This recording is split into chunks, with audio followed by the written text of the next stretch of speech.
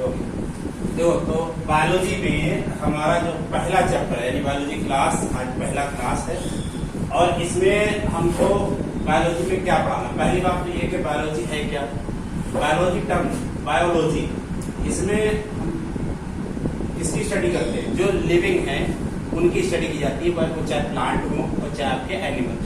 ठीक, इसी प्लांट और एनिमल दोनों की स्टडी करते हैं इसमें बायोलॉजी में, यानी the branch of science which deal with the study of plants and animals।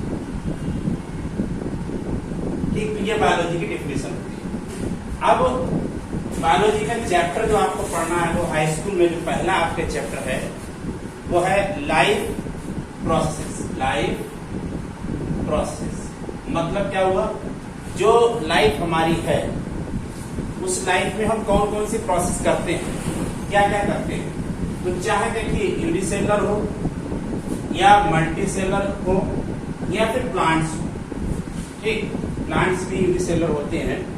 ठीक है, तो यूनिसेलुलर या मल्टीसेलुलर कोई भी अगर लिविंग है, ठीक, चाहे वो प्लांट्स हो और चाहे वो एनिमल, दोनों में ही कुछ ऐसी प्रोसेस होती हैं जो उनको नॉन लिविंग से डिफर करती है। ठीक, ये कौन सी स्पेशल टाइप्स ऑफ प्रोसेस।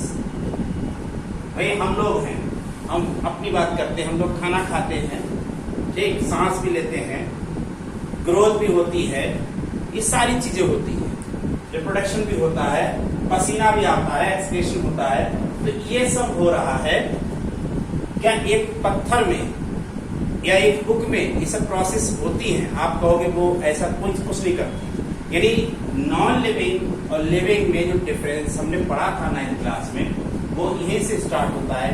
ये ऐसी प्रोसेस जो आपको नॉन लिविंग से डिफर करें वही क्या होती है, लाइफ प्रोसेस होती है। तो जो लिविंग होंगे उन्हीं में लाइफ होगी, उन्हीं में लाइफ प्रोसेस होगी। अब ये लाइफ प्रोसेस कौन कौन सी होती है, तो पहला होता है इसमें न्यूट्रिशन।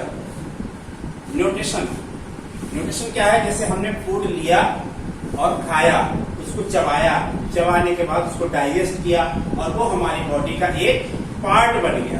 तो ये पूरी जो प्रोसेस है, न्यूट्रिशन का मतलब ये होता है कि फूड को लेना, ठीक, खाना, ये न्यूट्रिशन में आ जाता है। ठीक, उसके बाद रेस्पिरेशन आप करते हैं। भाई हमारी बॉडी के अंदर जब हम आराम कर रहे होते हैं, मान लो कोई वर्क ना करें, तब भी हमारी बॉडी के अंदर सेल की रिपेयरिंग होती है, रिपेयर होती है उससे।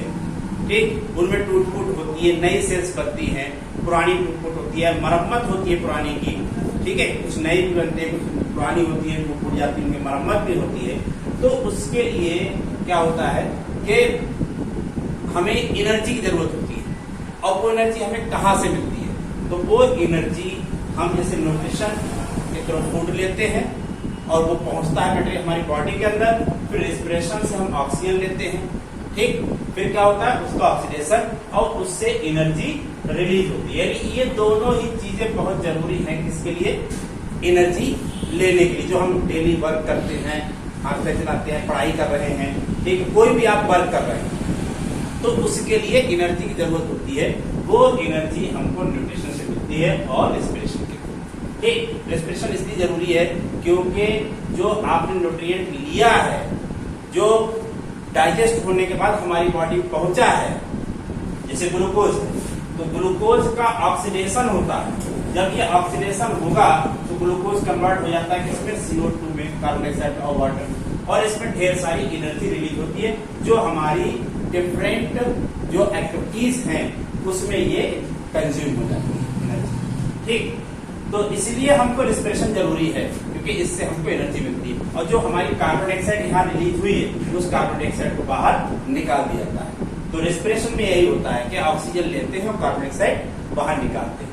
उसके बाद आता है एक्सपिरेशन। अब इसमें जो हमारी बॉडी के अंदर जो प्रोसेस जैसे होती है, ये सब प्रोसेस जो हो रही है उनको दो, जैसे उसको कहते हैं मेटाबॉलिज्म।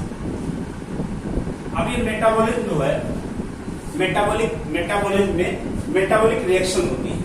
ठीक, तो इसमें कौन सी रिएक्शन होती है, मेटाबॉलिक रिएक्शन। Metabolic reaction. जितनी भी रिएक्शंस हमारी बॉडी में हो रही हैं वो सब मेटाबॉलिक रिएक्शन होती है। और इनको दो कैटेगरी में बांटा जाता है, एक तो कैटालिटिक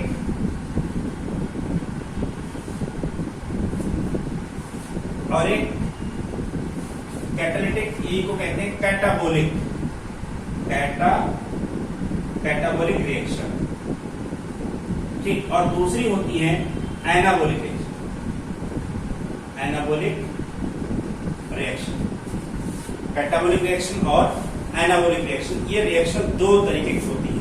तो लाइफ प्रोसेस जो हमारी बॉडी के अंदर प्रोसेस हो रही है, यानी जो मेटाबॉलिक प्रोसेस हो रही है, वो मेटाबॉलिक प्रोसेस दो तरीके की होती है, एक कैटाबॉलिक प्रोसेस और एक एनाबॉलिक प्रोसेस।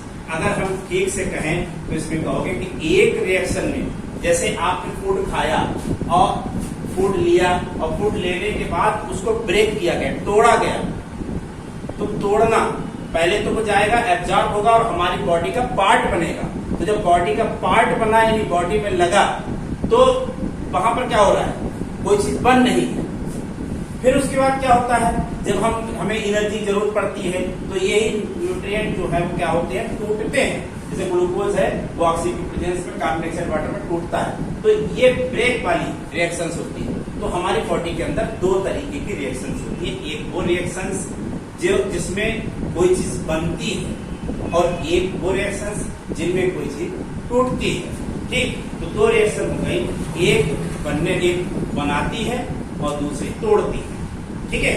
जैसे आपने न्यूट्रिएंट लिया, उसका डाइजेशन हुआ, ब्रेक हुआ, वो ब्रेक होने के बाद फिर एब्जॉर्ब होता है, आगे आप पढ़ेंगे इसमें न्यूट्रिशन में। एब्जॉर्ब होता है, एब्जॉर्ब होने के बाद साइटोप्लाज्म का पार्ट बन जाता है, सेल का पार्ट बन जाता है, ठीक। या आप ये कह सकते हो कि मान लो सेल की ग्रोथ हो रही है, ठीक।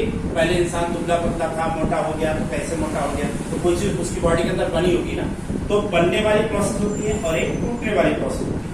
तो जो बनने वाली प्रोसेस है, ठीक है, उसको कहते हैं एनाबोलिक प्रोसेस, एनाबोलिक। और कैटाबोलिक प्रोसेस जो होती है वो टूटने की होती है, कैटा, इसलिए कैट लिखाई गया है, कैटा, ये प्रोड्यूस किया जाता है, ठीक है। तो कैटाबोलिक प्रोसेस, ये जो ब्रेक वाली प्रोसेस होती है वो कैटाबोलिक होती है और ये एनाबोलिक। पूरी हमारी बॉडी के अंदर जितनी भी रिएक्शंस हो रही हैं, चाहे वो रेस्पिरेशन हो रहा है, न्यूट्रिशन, ये सब जितना भी हो रहा है, वो सब दो पार्ट में आप डिवाइड कर सकते हैं। यानी हमारी बॉडी के अंदर कोई भी रिएक्शन हो रही हो, या तो वो कैटाबोलिक होगी या वो एनाबोलिक होगी, या तो उसमें कोई चीज बन रही होगी या उसमें कोई चीज टूट रही होगी। तो एक्सक्रीशन में क्या होता है, अब हमारी बॉडी के अंदर जो डिफरेंट प्रोसेस होती है, कुछ उसमें ऐसे सब्सटेंस बनते हैं जो हमारी बॉडी के लिए हार्मफुल होते हैं, ठीक। उनको कहा जाता है एक्सक्रीटरी सब्सटेंस। जैसे एग्जांपल एक छोटा सा बताएं, कार्बन डाइऑक्साइड है, ठीक है। कार्बन डाइऑक्साइड है तो कार्बन डाइऑक्साइड को बाहर निकाल देते हैं आप, किसके थ्रू, लंग्स के थ्रू, सांस लिया बाहर निकाल दिया। दूसरी ये होती है कि यूरिन फॉर्मेशन होता है, तो यूरिन की हमारी बॉडी की जरूरत नहीं, इसलिए यूरिन बाहर निकलती है, ठीक, किडनी के थ्रू निकल जाती है। तो ऐसे दो एग्जाम्पल हम बताते हैं, ढेर सारी चीजें होती हैं जो एक्सक्रीशन, पसीने के थ्रू ढेर सारे निकलते हैं सब्सटेंस, ठीक। दूसरा, अब जैसे मान लो रिप्रोडक्शन, तो आपकी जनरेशन कैसे आगे बढ़ेगी, वंश आपका कैसे आगे बढ़ेगा, ठीक है। तो कैसे आगे बढ़ेगा, रिप्रोडक्शन के थ्रू। अब मान लो प्लांट, अब अभी मान लो एक आम का पेड़ है, ठीक। अब आम का पेड़ है वो, और उसके बाद उससे आम आए भी, आपने खाए भी, लेकिन उसकी गुठली से आपने कोई दूसरा आम जर्मिनेट नहीं कराया, सब डिस्ट्रॉय आप करके चले गए।